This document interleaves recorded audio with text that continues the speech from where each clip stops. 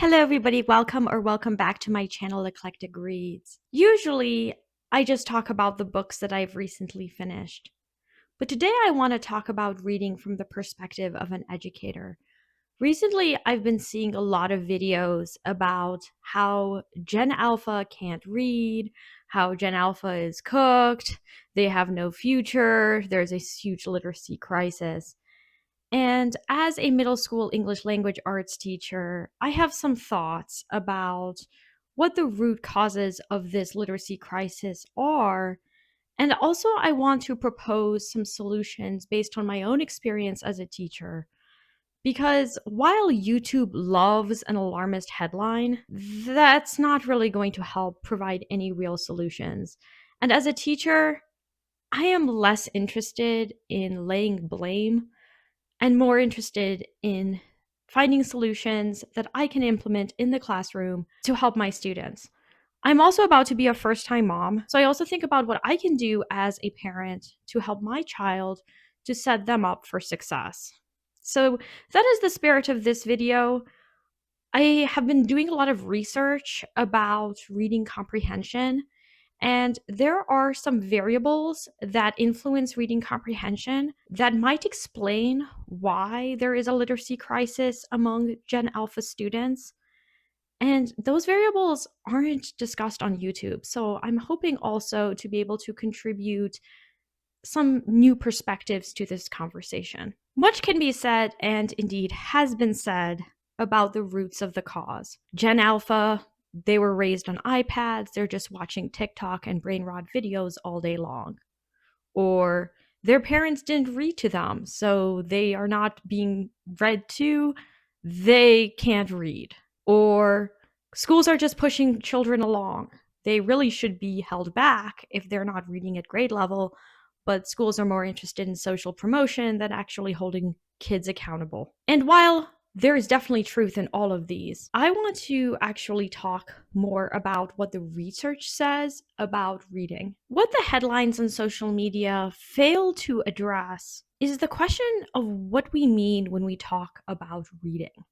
Because as it turns out, reading isn't one thing. Are we talking about decoding? Are children unable to sound out words? Are they unable to follow a plot? Do they have difficulties identifying figurative language like similes or metaphors? And most importantly, how are we measuring whether or not students can read? Now, the answer to the latter is fairly simple. State testing. Public school students are required to take a state test, and it is the state test results that are informing a lot of what we know about the reading abilities of students in the United States. Now, I can only talk about the United States because that's my own experience, but I am sure that the trends that we're seeing in the US are also seen in many other countries in the world. Now, educational research distinguishes between decoding and reading comprehension.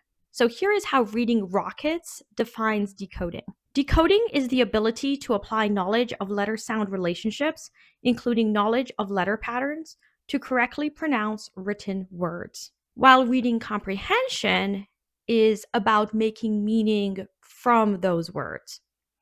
So in the early grades, the focus tends to be on decoding, applying the rules of phonics so that students can sound out words. And then in the later grades, upper elementary, middle, and of course high school, the emphasis is on reading comprehension. We often distinguish between learning to read and reading to learn.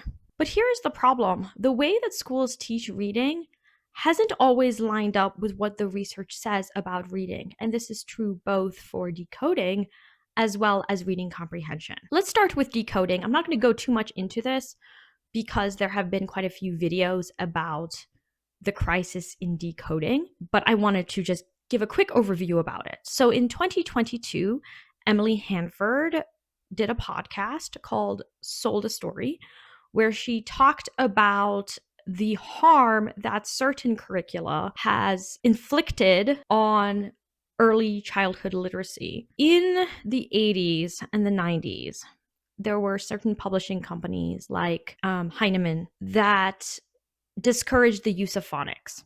So instead of teaching students to read based on phonics, they were using what is called a 3 cueing method.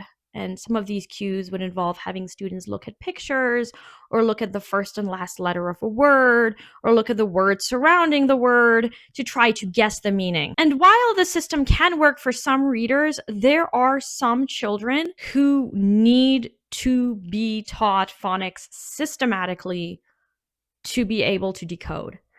And despite all of the research saying this, Heinemann Publishing and these other publishers and the authors who were promoting the 3 cueing method insisted that their system was the best.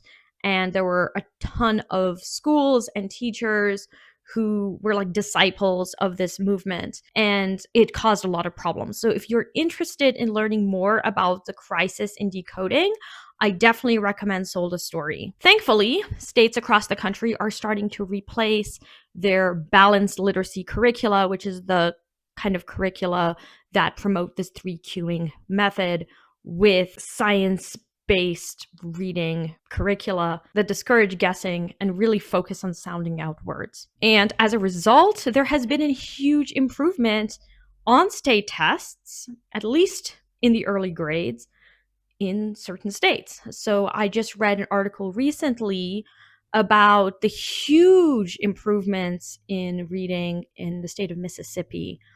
And I'm a part of different teacher Facebook groups, and people were asking, well, like, what happened? And Mississippi teachers said that they all had to be retrained in phonics instruction, and they had to implement with fidelity these better curricula, and that has really helped children do better on the state tests. So that is the background about decoding and the causes of the decoding crisis.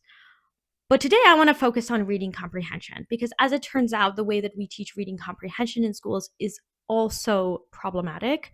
And there are better ways that we can approach reading comprehension to help students become proficient readers and to set them up for success. And here I want to move beyond the definition of success as being proficient on the state test and think about, being functionally literate in a society. Because ultimately that's our goal, right? That's our goal for all children, that they will grow up into competent adults who can contribute to society. They can hold down a job, they can, fill out forms, all of these things that are so important. While a growing number of educators have become aware that the way that decoding used to be taught is really problematic, not as many educators are aware that the way that reading comprehension is taught actually also goes against what the research says about it. So the Science of Reading podcast, which started with Sold a Story, has recently been focusing on reading comprehension. And my favorite episode so far has been season 9, episode 4, in which the host, Susan Lambert, interviews professor and researcher Dr. Hugh Katz, who has also published about reading comprehension in other venues. And so to prepare for this video, I ended up reading a lot of his research as well as listening to the podcast. And there are a few other related researchers whose blog posts and articles I've been reading. So Dr. Katz explains that reading comprehension cannot be measured using standardized testing in the way that maybe decoding can. And that is probably the most surprising thing on this podcast, because if we're using state test results to determine whether Gen Alpha can read, and by reading here, we're talking about reading comprehension, then maybe the test results aren't telling the whole story. Comprehension is actually impacted by a wide range of factors that we bring into the reading situation, as well as our own personal goals when reading something. This is why I've always struggled with the question of what is the main idea. I have a PhD in French literature, and I still struggle with that question. What is the main idea?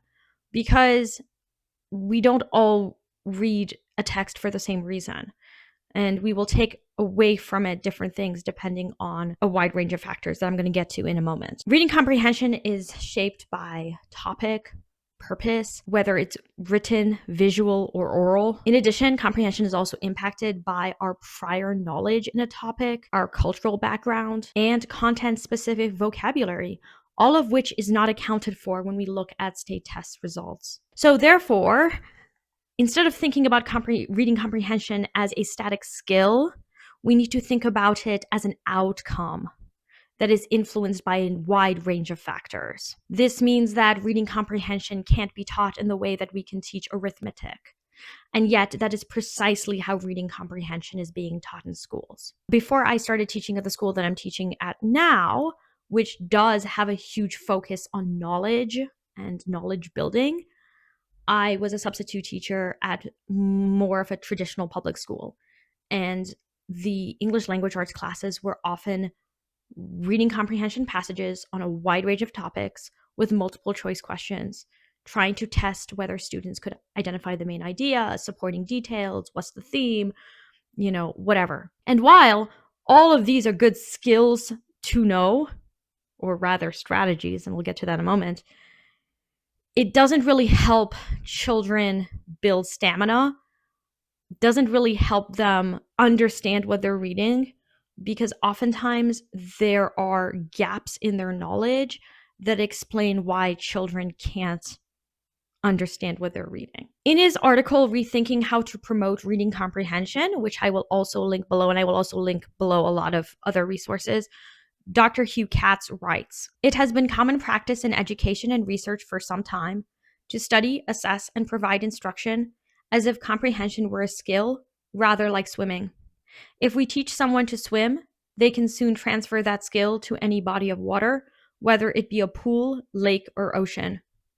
But reading comprehension is not a skill someone learns and can then apply in different reading contexts. It is one of the most complex activities that we engage in on a regular basis, and our ability to comprehend is dependent upon a wide range of knowledge and skills. Research has shown that one of the strongest predictor of how well a student can understand a text is whether or not they have a prior knowledge in the topic. And this is the central thesis of Natalie Wexler's 2019 book, The Knowledge Gap: The Hidden Cause of America's Broken Educational System and How to Fix It. When readers, even proficient readers, lack knowledge in a particular topic, the topic of a text, they are unable to understand what they're reading. There is this very famous baseball study in 1988 where two researchers had a passage that was a summary of a baseball play, had their test subjects broken up into 4 different groups based on their proficiency level and also their background knowledge in baseball. And what they found is that students, even those who maybe struggled with decoding, but who had a background knowledge in baseball, were better able to comprehend the text than so-called proficient readers who did not have that background. And Natalie Wexler includes that passage in her book. And when I read it, and again, I have a PhD in literature, I had a lot of difficulty following it because I didn't know the specialized vocabulary that is in baseball. I didn't know what a shortstop was. I really couldn't follow the game.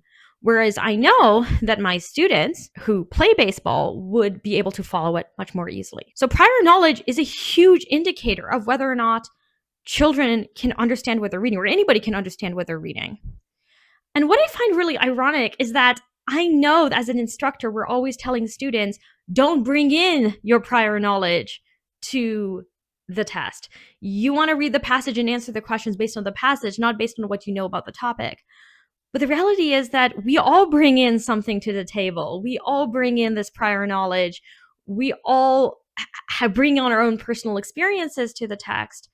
And that does impact how well we can understand what we're reading. So when we look at standardized test results, we have to ask, are we actually measuring reading comprehension, or are we measuring how well a student knows a certain topic? Robert Pondischio summarizes the findings in this way in his article in Forbes. Ostensibly weak readers appear quite strong when reading about familiar topics, while those who score well on standardized tests often struggle when reading about subjects they know nothing about. Perhaps one of the solutions to the reading crisis is to expose children to a wider range of topics, and not just, read a passage about a topic, but to actually help students build a background knowledge in a wide range of topics. I know when I am reading, I am constantly making connections between what's in the text and what I knew before, making connections between different topics. And I have found that my Gen Alpha students struggle with that quite a bit. And I think it is really a result of the media that they're consuming, but also the limited vocabulary that they're encountering. I've found that my students are less likely to know grade level vocabulary than previous children their age. And that, I think, might be one of the root causes of their inability to understand what they're reading. They can't tell it back to me. They're not really able to follow the plot. Well, if they don't know the vocabulary, then they're not going to be able to do that. Now, vocabulary is, of course, tested, but not nearly as heavily as some other skills that students are made to know. And I think that we do a disservice when we focus on those skills, but we don't focus on vocabulary. We don't focus on using literature as a vehicle for teaching students about the world. Here's an interesting thing that I noted just in the last semester. I had a bunch of students who couldn't identify the United States on a map. And we can blame Gen Alpha all day long for this. But I look in our schools, where are maps? We used to be able to pull down a map from the ceiling. We don't have those maps anymore. There aren't any globes in the classroom. So while we blame children for not knowing things, we need to ask, when are they being exposed to this information?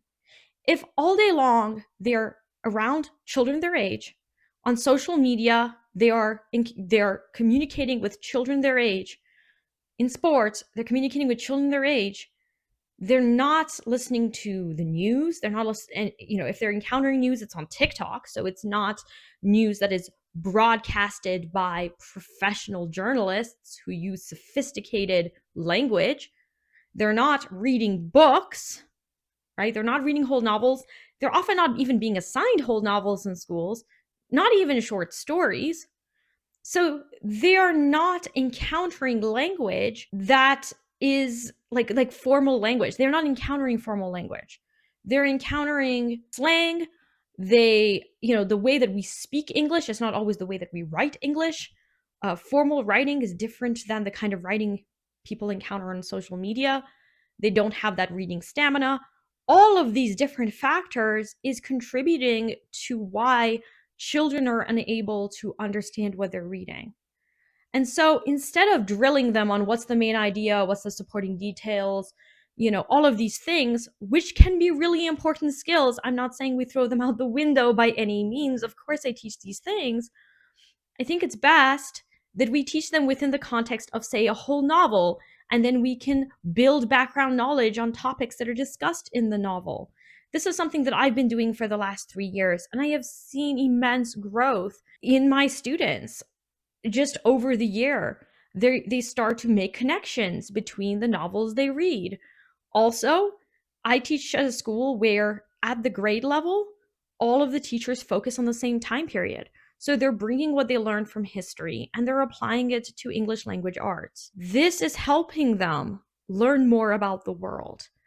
And isn't that what we really want for our students? To me, the root cause of the reading comprehension crisis has to do with the very limited knowledge that these children have of the world.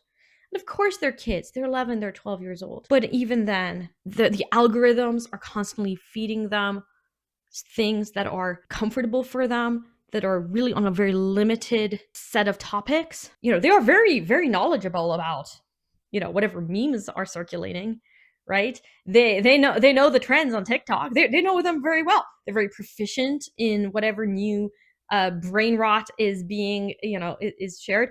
And I'm not here to condemn it. I've actually written a whole story in brain rot. I think it's kind of interesting and fun. It's not that students don't know anything. It's that they know what they're exposed to.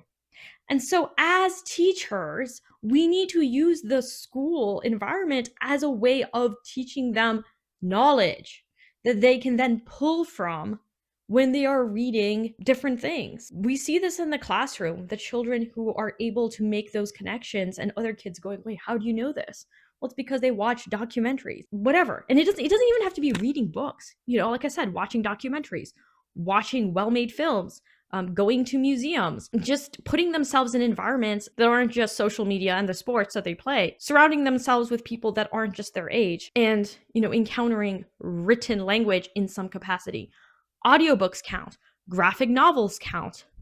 All of these things are helpful for helping students comprehend what they read. Now, back to reading comprehension and how reading comprehension is evaluated. Timothy Shanahan, who has a wonderful blog I just highly recommend, has written about how we need to move away from thinking about reading comprehension skills and focus more on strategies. But if we think of strategies that strong readers employ to understand what they read, then we're not just teaching to a test, we're teaching strategies that kids can apply to whatever they're reading. And this can be really helpful. Here is what Shanahan says about the difference between comprehension as a skill and comprehension as a strategy. Comprehension skills have been conceptualized as the ability to answer certain kinds of questions. Accordingly, there is a main idea skill and a comparison skill and a supporting detail skill, and so on. In their zeal to teach standards appropriate skills, teachers and publishers transform the standards into questions. Skills teaching devolves into having kids practicing answering those questions. The problem is that for the most part, these question types are not really comprehension skills, and they do not translate into effective teaching or learning. Comprehension strategies, on the other hand, have a different history and a different purpose. Comprehension strategies refer to intentional, not automatic actions a reader takes to keep his or her head in the game. Comprehension strategies include summarization. When reading a challenging text, an effective reader may stop occasionally to sum up the text. Summarizing occasionally during reading develops a clearer understanding of a text. Strategies like monitoring, self-questioning, visualizing, comparing the text with prior knowledge, identifying text organization, and so on are all intentional, purposeful actions that are effective in improving comprehension or recall. Comprehension strategies don't improve the ability to answer specific kinds of questions, but they have substantial research support showing their ability to improve reading comprehension generally and definitely should be taught. So that is good news if you are a teacher and you have been teaching the Common Core standards. Continue to teach those standards. These are really great strategies that strong readers use to understand what they're reading. But the goal is not to answer multiple choice questions. The goal is to make meaning of what they're reading. You can have really rich conversations about a text when students are applying these strategies. Another thing you can do is pair writing with reading. And writing is where you can actually test whether students comprehend what they're reading. You can also see when they start to make connections between what they're reading and other things that they know. So in summary, the reason why Gen Alpha struggles to comprehend a text could be because they have gaps in their decoding skills. And sometimes that's true, but I think it's largely because they lack the specialized vocabulary that is in written language, and they do not have the broad knowledge of different topics that they would need to be able to comprehend the text that they're encountering. Yes, of course, we do need to teach reading comprehension strategies, but by focusing on the test, we are failing to understand the root cause of the problem. Now, in this final part of the video, I want to propose some solutions that both teachers and parents can implement.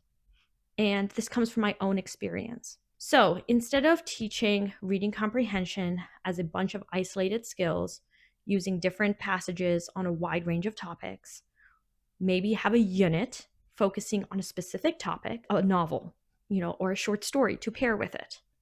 You can bring in videos, documentaries, informational texts on the related topics and introduce those topics to the students before they start to read.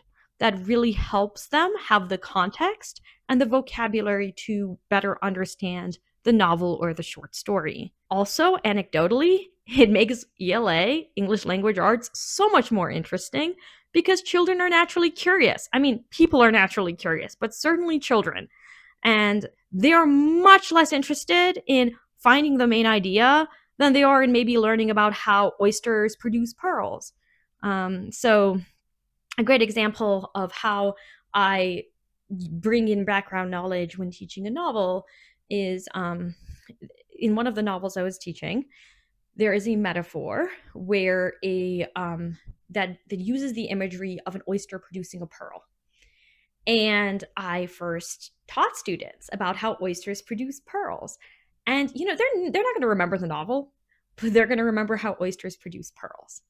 And so here was a wonderful opportunity to bring science into ELA. You can do the same with history, you can do the same with all kinds of different topics. So think about English, like literature study, not just about reading words on a page and answering questions, and more about widening the horizons of a student's knowledge. Helping them know more about the world, because that's going to really help them. This is why it's so. We talk a lot about being well read.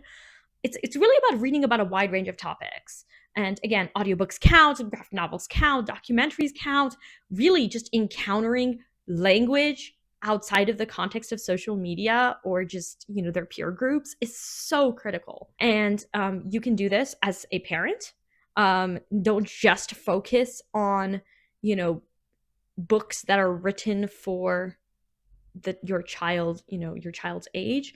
You can have your children watch documentaries. You can explain to them things. Just bring up all these things, and they're going to be able to rely on it and have the language later on in their lives. And of course, do this in the classroom. Now, I know that teachers' hands can be tied. Some of you are given scripted curricula, and that's really unfortunate. But even if you are given curricula that is, like a bunch of passages with multiple choice questions, you can still bring in other resources to help set the context for what they're reading. You can make it interesting and maybe choose passages that are on a similar topic. So you can still do these things and continue to build knowledge. So I wanted to focus on English language arts. Natalie Wexler talks about also focusing more on science and social studies in the early grades. And I agree, there definitely needs to be more of an emphasis in science and social studies.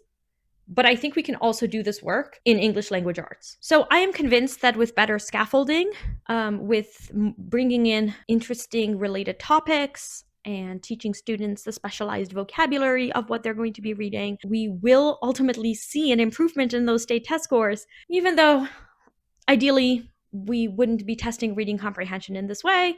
I also know that school funding is tied to how well students do on the state tests.